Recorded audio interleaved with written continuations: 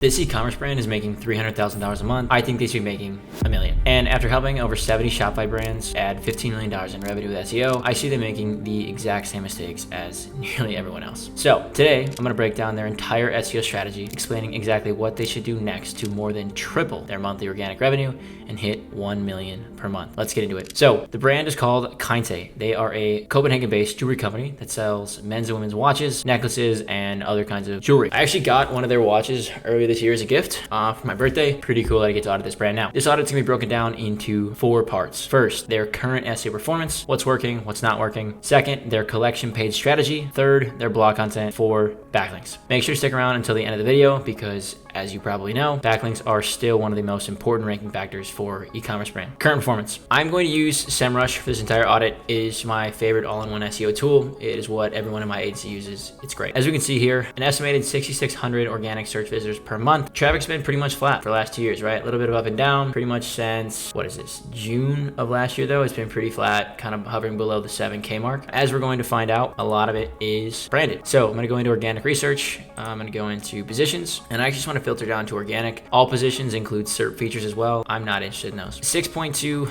visitors per month in the United States. This is what I'm looking at. So 6,600 total, 6,200 of which is in the United States, right? So that's like 90-something% of their traffic, right? Which is fine. I'm gonna do all this stuff in US data anyway. As I said, most of this is branded. They've got a really strong branded presence. They have like 100,000 followers on Instagram, probably even more on TikTok. I know they went viral there. I know they run Google ads. They obviously run paid meta ads. So they're getting a lot of branded search as well, which is helping them out. Ironically, what the SEO strategy I'm going to detail and audit I'm going to do, with the amount of branded traffic they have, their SEO could take off very quickly if they implement what I'm about to break down. If you have a lot of branded traffic and you're not doing SEO, this is your chance to do it, and you will make a ton of money. Let's just go through a couple keywords here. Branded search, Kainte gets nearly 3,000 searches a month, 2,900, they rank number 1. They're gonna rank number 1 for literally every single brand term. That is how it should be, okay? That is pretty standard for every brand name, unless you have a brand name that is similar to someone else. You will rank number 1. You don't need to do any SEO to rank number 1. They rank, let's see the first step. Velvet ring is the first thing they rank on page 1 for that's not branded. They rank number 9. That's a product page. Cross bracelet for men, position 1, actually. So that's pretty cool. Yeah, most of these are branded, okay? Now I wanna show you the difference in branded versus non-branded here. 6,200 visitors in total. If we exclude branded traffic, I mean, you can actually do this very easily in SEMrush now, which is nice. Exclude branded, exclude keyword type branded. So I'm gonna cut out all of the Kainte keywords. We are left with under 1,000 visitors a month. So less than 1,000 of the total 6,200 visitors in the United States don't know their name. There's not like a good benchmark, like, 50% branded, 50% non-branded. There's not like a good benchmark. It's going to vary at every stage of your brand growth. However, in order for SEO to be effective, this number needs to be a lot higher. They need to be ranking for all kinds of things that are not branded. Them relying purely on branded means they are not getting enough mileage out of their organic social and paid social and other channels. If they were doing SEO, which I'm gonna break down exactly the strategy I would do, they would be making, like I said, nearly $1 million a month based on what they're spending and doing on organic and paid. That is where they are currently at. Okay, now let's get into their site. So when you immediately land on the site, you're forced into the men or women thing. I don't mind it. I'm sure it helps with conversion rate. From an SEO perspective, it's not ideal because that means the homepage can't really be optimized for anything. Like I said, they sell watches, they sell jewelry, like necklaces and things like that. So like if I was thinking about a homepage keyword, it's gotta be something that broad that encompasses everything. So maybe like minimalist jewelry. A lot of stuff's waterproof. So maybe like waterproof jewelry could be a thing. But again, because the homepage isn't like, I can't get out of this. It's not a pop-up. Because it's not that, I cannot optimize this page, which is not ideal. The best I can do is the meta title, and that's not gonna be enough to rank for those kinds of keywords. I'm gonna do men, and I'm really gonna focus on the watches because like I said, I'm wearing one. That's just what I'm just gonna write down the watch because I think that's where the most value is. I think they could do $1 million with the watches. So let's just click through kind of their main menu and look how it works. So I can shop all their watches, fine. Bestsellers, newest arrivals, sale, silver, gold. Okay, all good stuff. I like that. Their watches are broken out by kind of their different collections. So these are their naming conventions. Some of them are pretty cool. We definitely worth checking out. And they have silver and gold categories for the different kinds of jewelry they sell. So necklaces, rings, and bracelets. Now again, we're gonna focus on the watches here. First thing I'm gonna do is just go to their all watches page here. It is unlikely they're going to rank number 1 for watches, at least very quickly. Watches is it's a very broad keyword, very hard to do. If we look at watches, get rid of some of these filters. Okay, so watches gets 90,500 searches per month. It is a 50 KD. Pretty competitive and again, very broad. If you've ever searched for the term watches, or if you've ever been in market for watches, you know that if I search for watches, you search for watches, and a third person searches for watches, we're all gonna be looking for different things. Different styles, different materials, different price points, different brands we're interested in, all these kinds kinds of things. So I don't want, like if I was doing SEO for Kainte, I don't want them to rank number 1 for watches. I mean, that would be cool, but it's not going to convert really well. So like I'm not all that interested in ranking number 1 for watches, at least not right now. Instead, what I would do is I would actually optimize their watches page for probably waterproof watches, which is what they are. I wear my watch surfing. I like it. It's a fairly easy keyword to rank for. So that is what I would optimize this keyword for. So we are now into kind of their collection page strategy here. So let's start with this one. So in order to rank for waterproof watches, a couple of things need to happen. The meta title should be updated to something like shop waterproof watches. The meta description should also be updated to something that includes the keyword waterproof watches. Now, the H1, this is probably not this is an image. So the H1 should also be waterproof watches. In Shopify, which is what this brand is, your H1 will be your collection title. Okay, so the collection title should be updated to waterproof watches. Scrolling down to the bottom, they have no collection description here at all. If you've watched any of my videos, you know collection descriptions are like one of the biggest unlocks for collection page rankings. Okay, they have nothing here. There's no collection description here. One of the things I would do in addition to the collection optimization is add a probably like 300 to 500 word collection description. Okay, 2 ways to improve the ranking of a page. First is relevance. Second is authority. The reason the brands that rank at top number 1 and top 2 for any keyword, the reason they rank so high is because they have a strong authority in almost every single case. Authority is built via backlinks. Backlinks cost money. They take a lot of time. So time and money are not 2 things that brands have a lot of these days. In order to catch them, you can just make your page more relevant. By adding a collection description, Kainte can make this waterproof watch page more relevant and probably immediately put themselves on page 1. You can bridge the gap between authority, number 1 and position number 2 authority, and yourself simply by making your page more relevant, which is what the description does. Google does not read product grids really well, which is simply what this page is right now. The extra 500 words of content will help Google make better sense of this page. You rank higher. Let's look at the top 2 competitors for waterproof watches. So who they would have to outrank: Daniel Wellington and Movement. So let's look at Daniel Wellington first. So if you look at Daniel Wellington, I know for a fact this brand has a very strong SEO strategy going. They get like 1 million visitors a month. I think they have a domain rating in like the 60s. However, you'll also notice they're in their 1 spot and they have a collection description which spells out waterproof watches. It has the keyword listed multiple times. At the bottom, they do an even better job of expanding on this. Okay, more context to Google about waterproof watches. If I were Daniel Wellington, I would change this to something like water resistant watches or something like that, like a keyword variant for the H2. But they do a really good job of diving into deeper detail about their waterproof watches, which is helpful for users, but really the most helpful for Google, which is what you want. They also do a great job of internally linking between other similar collections. So not only can I shop from waterproof watches, I can also shop gold watches, silver watches, rose gold, women's, men's, straps, things like that. Okay, maybe a bit heavy on how many internal links they use on this page. Like I think they should stick to the core watches. So like I would get rid of the jewelry and the mix and match link and the sunglass one. Like it's just not core to the watch piece. However, internal linking between these collections really like ties them all together and makes them more valuable together, instead of just like they're no longer individuals, they're one strong cluster. Part of the reason why they have 1 million visitors a month is because of their great SEO strategy. Let's look at the number 2 result, Movement. Now, Movement does not have as strong of a collection page description, but they have one nonetheless. And again, it is no coincidence that they rank the number 2 spot and they have a description and Kainte does not. First step here to start getting any non-branded keyword traction is to optimize this page for waterproof watches. And the core step, in addition to the meta title, the meta description, and the page title, is to write that collection description. This is like that's step 1. Okay, that is 1 keyword. Okay, now waterproof watches, I think it's 1,900 searches per month. If you rank number 1, you're probably gonna get like half of these clicks. So let's say you get 1,000 clicks a month from this keyword in the number 1 spot. 1,000 extra clicks, even at the price point of these watches, is not going to get them to $1 million a month. So we need to find additional ways and additional keywords, really is what I'm getting at, to stack up so that we can get to this $1 million month. Now, in addition to being waterproof, these watches are also a few other things. The biggest selling point that applies to all the watches in addition to being waterproof is they're all quartz watches. Okay, so I would also create a second collection, throw all of your men's watches in here, and I would optimize instead for waterproof, I would optimize for quartz watches. Now, quartz watches gets 2,400 searches a month. Okay, again, not huge yet, but we're getting closer. So now I've got an extra 1,200 clicks a month, assuming we're getting still 50% here. So I'm actually gonna do a Google Sheet and I'm gonna just keep track of this with you guys. Okay, so I'm gonna do keyword and search volume.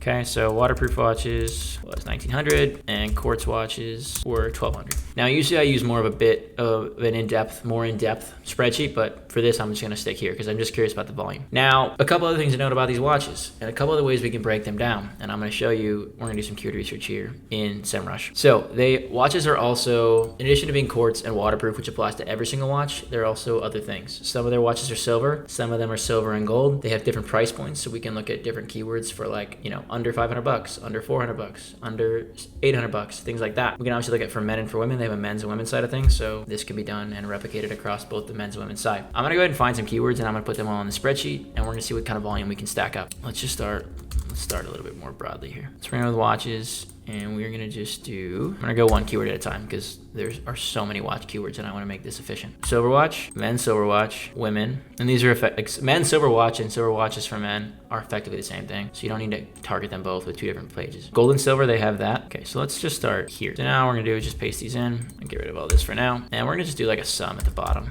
And I'm gonna pull more keywords in. I just wanna do this as an example. Okay, so now we're looking at an extra like 19,000, almost 20,000 searches a month, which again, at like a 50% click, assuming we're in the one spot, we're getting like about 10,000 extra visitors. Their watches range from $400 to probably like 700 bucks. Yeah, 700 euros, so probably like almost $800. So they also have like, okay, so let's do prices next. Okay, so we've got all our silver keywords. We've got silver and gold, right? That is like kind of the extent of their watches by color, at least in terms of the band. We're also gonna break down color by the face, which is like they have blue, green, white, and black. We'll get to those later. Let's look at under. So under is going to give us a price range set of keywords. This is actually a really nice thing to do for any niche you work in. So like best watches under $1,000 would be a good keyword. So I would target best watches is probably gonna give us like a affiliate style blog. So I really just wanna find, well, let's just check. Okay, actually not true. So I thought I was wrong. So best watches under $1,000, you can actually see this is a collection page. And so is the second result, which means we can also create a collection page to rank for this, right? Now, this one has a pretty strong authority score of 47, which is similar to domain rating if you use Ahrefs. Watches and Beyond only has 29 though. They've got a few links to it, but I like it nonetheless. Now, I'm not gonna look through all the prices of kinds of watches, but I am gonna go and grab all of the keywords I can find that are related to price. And we're gonna build collections for all of them. Now, best watches under 500, 1,000. They don't have any that are under 2,000. And while that does apply, I wanna keep things like constrained to 1,000. Let's look and see if we can find 600. Okay, so it has to have under, and then we'll just do, I think they had a sub $400 one, so we'll look at that too. Okay, so best watches below or under, which is fine, I guess. Those are, I don't like that filter. So best watches under 1,000, best watches under 500. We're just gonna go ahead and copy those and get them. So here, again, so we're gonna do 600, and we'll do 700, 800, 900. Let's say 400 because I think they have a sub $400 watch. We need to go find volume for these first. But I will say like this works in high price categories, especially when there's a lot of variance in competitive pricing. Watches are one of the most diverse price products alive, okay? You could buy a watch for 20 bucks, you could buy a watch for $20 million, okay? There's a ton of variance here. So once you get above like let's say out of the Apple Watch range and out of the $20 watch range that like you can buy anywhere, once you start getting to like the $100, $200, $300 range and like upwards into 1,000, there are a lot of watch buyers in that market. Like they want to spend less than 1,000 or less than 800, 900, whatever. And most important thing to them beyond the quality of the watch, which is obviously important, is the price point. There are people who go out and buy the cheapest Rolex just to say they have a Rolex, but pricing is like their biggest thing, right? They just want to say it. So there's a lot of watches that are good that are sub, 500 bucks, and that's going to be their biggest, most important selling point for them. So you're going to convert on these collections at a crazy high clip because you have satisfied their need of pricing. Let's go a little further here, and we'll just go one by one here. So under $400, that gets us 90 searches a month. Not huge, but not bad. We're gonna go 600. So this one's only 20. Not great, not bad though. So 20 do 700. 20 again, not awesome. So pricing was not as much as I'd hoped it'd be. We still have a few more keywords to find for watches, actually several more. So now we're gonna go and do for. So like insert keyword for ICP is what we're going after now. So watches for boyfriend, husband, father, son, whatever. These are going to be great keywords. Okay. You can gifts, birthdays, Christmas, I got mine for Christmas. I think that's probably why mom looked up. Luxury watches for men. Okay. Now this is not, I wouldn't call a $400 watch a luxury watch, but like these are the kinds of keywords we're looking for. Okay. So I want to find keywords that include the word for. So basically keyword for like product type for specific person. Nice watches for men might be a good one. It's kind of broad though. I don't know how much I like that. You also need to avoid any branded ones, right? So like Fossil watches for women is not going to be valuable because Fossil's going to win that one. Cartier, same thing. If Kainte carried gold watches for men, this would be a good one, but they just carry silver and then silver and gold. So not necessarily. Fitness watches for men would be a good one. I don't know that I would consider these fitness watches. Actually, I definitely wouldn't. Military watches for men, again, would be a good one, but again, these are not military watches. Sports watches for men could be a good one. I actually surf in mine because it's waterproof. This could be a good one to target. So let's actually just throw it in there. This was like 2,400 as well. Wooden watches would be a good one. Again, they don't sell wooden watches, so it doesn't matter. For sale can be a good one. They already have a sale collection. Yeah, last unit 50% off. I assume this is their sale page. 50 off. A for sale one would be good. Yeah, men watches for sale. So watches sales 3,600. Used Rolex. Watches for men on sale is also 2,400. Okay, so No, all right, let's just stop there because I want to move on to the other part of the audit. But again, we're now looking at an extra potentially 33,000 searches a month, and this is just on the men's side, and I haven't even exhausted all the keywords I probably would go target. There are probably a lot more things I would do. I'd probably go look at like surf watches. I'd go look at like minimalist watches, best watches for best entry level watches, right? Like these are like $400. Like it's a pretty good entry level watch. So like I would go look at creating collections like these. Again, target keyword, URL, meta title, meta description, collection title, and collection description, and then internal link in the description between similar collections. So like if I was in the best watches under 1,000 collection, I would also link to every other price range collection here. That is important. That's that. Okay, that is their collection. That is what I would do. Assuming I have to think probably women search for watches more than men, but barely. But assuming it's exactly the same, looking at potentially 65 to 66,000 extra searches per month that you're involved in. If you're in the number one spot or top 3 spots for all of them, you're looking at an extra like 20 to 30,000 visitors a month. Again, at the price point of call it like let's say 500 average, converting at 1%, you're gonna be doing pretty solid on a monthly basis, like near that $1 million mark, like I said. Now, you add all these new collections. I want to be clear, you don't need to add them all to the main nav. It would be helpful. However, I understand that brands are very protective of their navigation. I will tell you, if you add them to the main nav and you just use like a nested main nav or like nested drop downs and stuff, these collections will rank faster. But again, the internal links will also help them rank, but the main nav would be the best option. If anything, I would put them in the footer if you're cool with that, or at least link to them from the homepage and do like, something like shop by category or shop by price or shop by style. One other thing we didn't do, and I mentioned it earlier, is we could also do like by face color. So like black watches, green watches, white watches, and I think blue is the other one, right? They also had like some ones with words on them. So you could do like graphic watches, for example. Probably adds like a couple thousand visitors a month as well. So a lot of good keywords there. Those are collections. Again, optimize existing ones for a target keyword. This allows you to actually just convert people who are already in market at the bottom of the funnel. Watches is an old category, but I think it's kind of on a resurgence. A lot of people are searching for them, myself included. I am probably going to buy I bought a movement watch simply because I looked online for a watch and I liked movement. It's a true testament to the SEO of a watch company, right? So Kainte, you're doing this, you will be hitting that $1 million a month mark and you will have a ton more, okay? So that is watch content. You are converting people in market at the bottom of the funnel. That is how you do it. Now, the next thing I want to talk about is blog content. As I start to rank higher up for these bottom of funnel keywords, they are going to have more people kind of in research mode alongside buying mode, okay? Like I said, pricing is one of the biggest factors when it comes to buying a watch, I think, for most people. Like the brands I looked at earlier, Daniel Wellington, Movement, and Kainte, comparing them all three next to each other, similar price points, kind of a similar design and style. I don't know a ton about watches. I'm sure there are some quality differences that I'm simply not aware of, but from a very high level, they look pretty similar and they cost a similar amount. If I'm in market for buying a watch and I want to buy the best one, which I hope anyone does, if anything, I'm going to compare Movement, Daniel Wellington, and Kainte, as well as any other brands I find. Those are just the three I'm going to use right now. If I were Kainte, what I would do is I would create a blog post and I would it would be titled Movement versus Kainte, and it would be a value prop side-by-side comparison of my brand, Kainte, versus Movement. You are not going to be bashing Movement in this article. You are just simply going to lay out the facts, pricing, quality, materials, reviews, things like that, and you are going to compare yours against them. Ideally, you're doing a little bit of selling here. You want to, kind of use their weaknesses to your strengths and, kind of one-up them a little bit, but you're not just like bashing them. You bash them, well, probably not going to sell any products because like no one's going to want to read that. However, if you're just like being very objective and just kind of one-upping them a little bit, very likely you're going to convert revenue out of these. I would do the same thing for Daniel Wellington. Using a tool like SEMrush, you're not going to find a keyword that says Movement versus Kainte. It doesn't exist because the brands are not big enough to kind of have that yet. However, despite having no search volume, I do believe you should write the article because you will capture a lot of people that traditionally may fall out of your funnel and go to Movement. So write the article, you versus competitor, okay? I mentioned 2, there's probably like 10 other competitors you should do this too. The other thing you should do is you should create a collection page that targets their alternatives. So in addition to having a Movement versus Kainte blog article, you should also create an article or a collection page that targets like Movement alternatives. People who like Movement, maybe they don't like the price, maybe they don't like the reviews, maybe they don't like the brand. I don't know. You can kind of capture any traffic that falls out of their funnel and pick them up and convert them into customers. Now, the other blog content you can do, I'm pretty against writing top of funnel content as of lately, simply because I don't want my clicks to be lost to AI overview, right? I don't want to put a few hours into a 2,000 word blog post only for AI overview to just not reward me a click. Doesn't help me. So I'm doing like middle and bottom of funnel stuff. The A versus B stuff I talked about just now, like competitor stuff, that's like middle to bottom of funnel. The alternative stuff, while a collection page is also middle to bottom of funnel. Other middle funnel stuff you could do is you could look at like the customer journey about what kinds of things are people looking for as they're entering the like buying category, right? So like I'm kind of new to watches. Like I want to know when can I wear them, how to style them, things like that. What I would do is I'd look at your competitors. Like for Kainte, I would look at Movement, Daniel Wellington, maybe even Rolex. I'm not like really a market competitor by price. price, but I would look at them, use SEMrush, I'll just show you, and look at kind of the blogs that they write and see if there's any that like really stick out. Now, we'll just do Daniel Wellington because we already looked at movement. Daniel Wellington gets 108,000 searches a month in the United States. Okay, they get 1 million worldwide. We're gonna go to they also use Shopify, so this will be easy. We're just gonna go to their top pages report and we're just gonna sort by blogs. Now, I also am only interested in, they have other things too, like rings and stuff. I'm only interested in watches.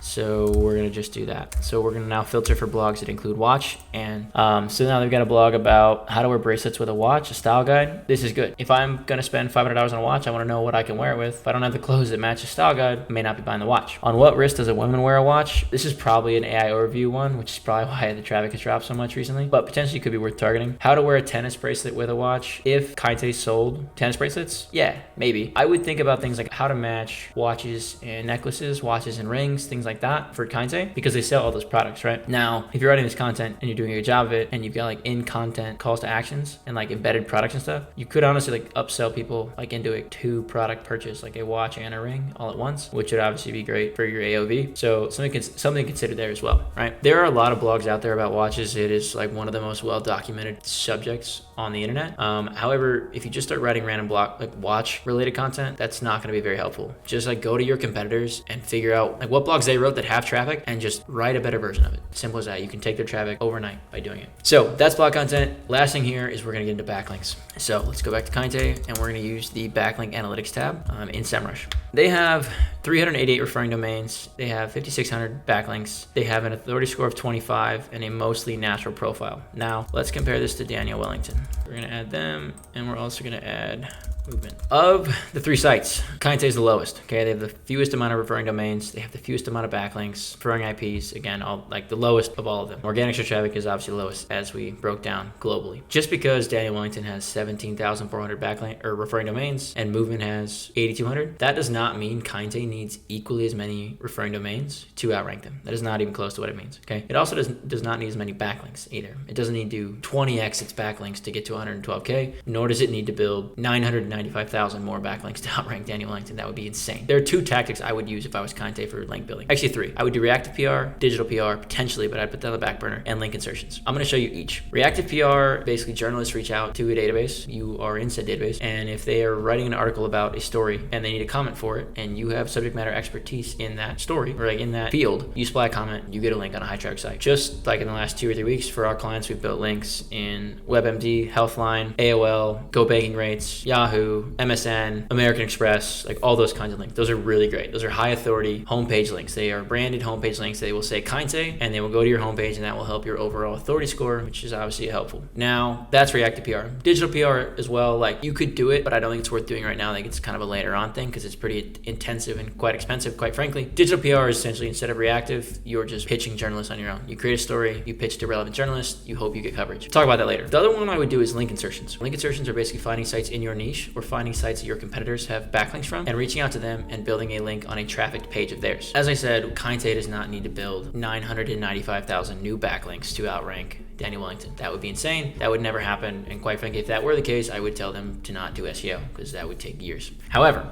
there is a better way to do it. So we'll just go to Daniel Wellington. So we're going to go to Daniel Wellington instead, and we're going to reverse engineer their link strategy. Just going to put them in, get rid of all the competitors, and we're going to go to referring domains. We're going to go to active. We're going to set a few filters here. Active, follow, add filter, authority score. We're going to do, let's call it 30 to like 55 is good. That means like the average link insertion cost for an authority score range like this will probably be between $150 a link to $400 a link. Spread that out over a monthly base, like a monthly budget, you'll be in good shape pretty soon. Okay. We're also going to do countries. I'm just interested in the United States right now because that's where the rankings we're talking about. So if you want to rank in the United States, you need US based links. If you want to rank in Australia, you need Australian based links, ideally. Okay. I'm not saying you can't build like Australian links to your US site. I'm just saying if you want to rank the most effectively, it should be with US traffic site. Category would be like, not really interested in that. IP address, no. Zones, you could do like just .coms if you want. I like to do that just because like there are a lot of weird other domains out here. So let's just go ahead and add that one too. Now let's duplicate this and see how much closer we've gotten here. So when you look at all of Daniel Wellington, you look at all of their domains, they have 17,400 domains. That's a lot. Kudos to them. When you add all these filters in, all those ones you're talking about, now they're at 205. 205 is a much more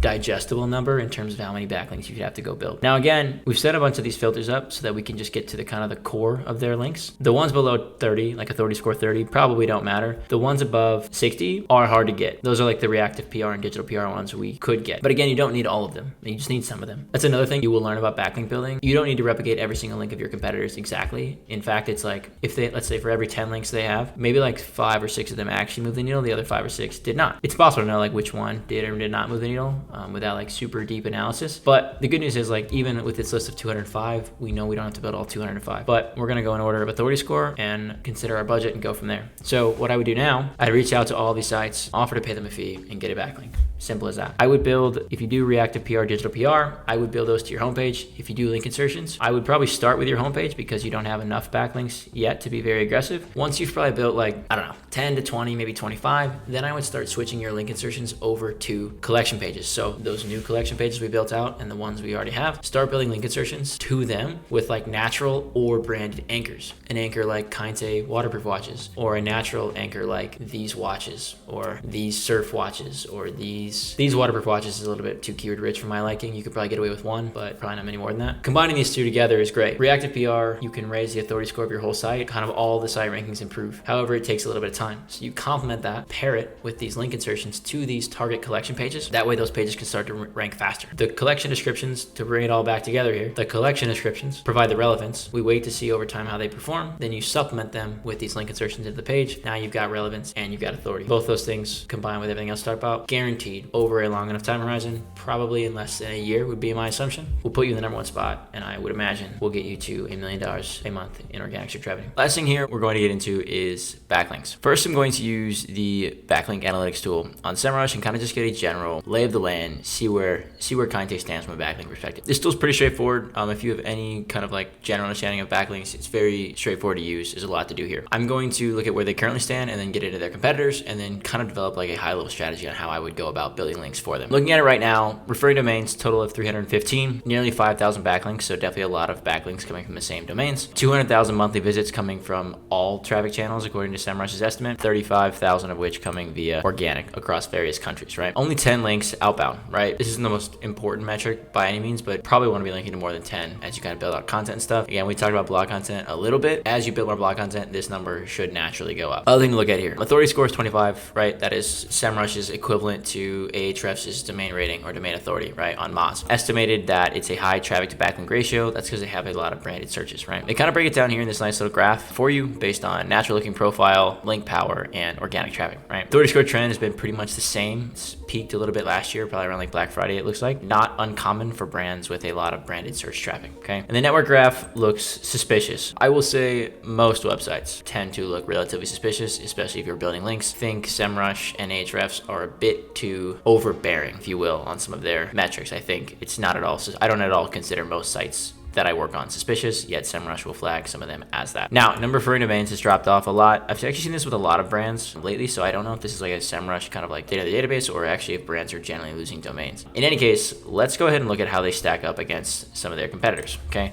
So we'll look at Daniel Wellington, just stick with the same ones we've been using, and then movement.com. All right, so we'll compare these, see how they look. What we could already tell kind of from the organic, like looking at rankings and keywords and volumes and things like that earlier, I knew that Kainte was going to be behind these two brands, okay? Both in terms of content as well as in terms of links, right? Now we have some actual numbers to attribute directly to that beyond traffic. Authority score, looking at this, Daniel Wellington is the highest at nearly 60, Movement is nearly 50, Kainte is half of that. So definitely got to work a little bit of room to do or work to do here. Number of referring domains is definitely the smallest by a long shot here. Not even above 1,000 here. Daniel Wellington has 15.5, also has several international sites, which helps. Movement as well, 6,500 compared to just 300 here. Number of backlinks, again, should be no surprise. These numbers will all trend the same direction. Higher authority score means you have more referring domains, more backlinks, more referring IPs, all that kind of stuff. So all these numbers will be the same, okay? Kainte is going to be amongst these three brands, going to be in last place amongst all of them, okay? This does not mean that Kainte has to build 14 or 15.2 thousand links to outrank Daniel Wellington, right? Nor do they have to build 6.2 thousand referring domains to outrank Movement, right? Not even close. So let me show you something that actually we can do. And I'm just gonna go ahead and pick Movement. So let's just go ahead and analyze them alone. So we should know all this stuff already, right? Now we're gonna go down into the actual backlinks, okay? And we're gonna add some filters. I am not interested in all their backlinks because not all their backlinks are valuable. I'm going to go to active. We're gonna set to follow. We're also gonna add a filter, link placement. I'm interested in content content only. These are the kinds of links I build. I'm basically setting filters to see how many I need to get to in order to outrank them. Referring page language, I only want English here. Type will be text only. We don't really do many image links, so text is pretty much a heavy hitter here. And then you could do zones, which will bring you up to like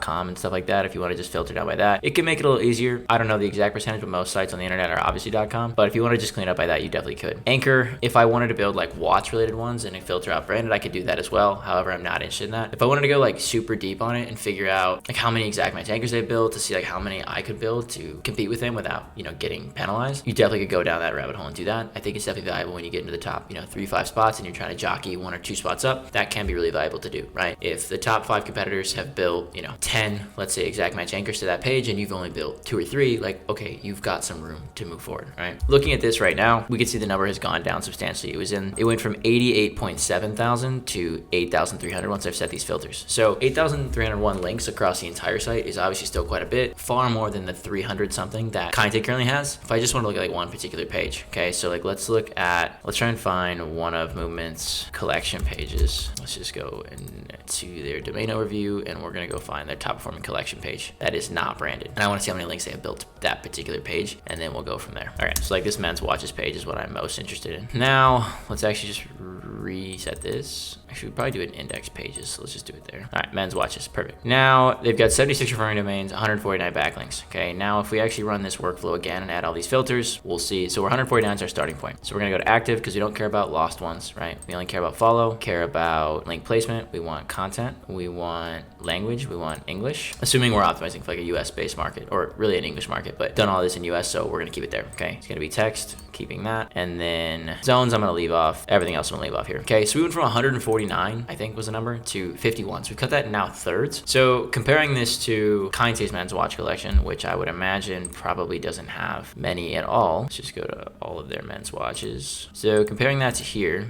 and all these filters are set up, right? This page has 38 backlinks here. Oh, all these filters are gone. All right, let me quickly add these in. Kainte has 13, applying the same filters comparatively to Movement's 51. Much more digestible difference here, right? We're talking about, instead of 306,500, we're talking about 13 versus 51, okay? A 38 link gap, fairly easy to close. If they did all the content that we talked about, all the internal link stuff we talked about, closing a 38 link gap within a reasonable budget would probably take somewhere in the mark of probably like 6 to 9 months, based on like the budgets I tend to use for brands. So 6 to 9 months is a pretty good timeline to outrank Movement for a keyword like men's watches, right? Now, other ones like men's silver watches, men's gold watches, all those other kind of smaller search volume, also less competitive keywords we talked about are actually going to take less time because not as many people are competing on them, right? This is like kind of the big keyword, right? Let's say 6 to 9 months to close the gap to Movement on men's watches. However, there's a lot of other keywords we can win outright before the 6 to 9 month mark is up. Lots of opportunity here over a long-term play, going to win keywords like watches and beating out Daniel Wellington, big brands like that. Tons and tons of opportunity here. So that's that. So that's all I've got today. Kainte, if you're watching this, I'd love to chat and do SEO for you guys. Peace.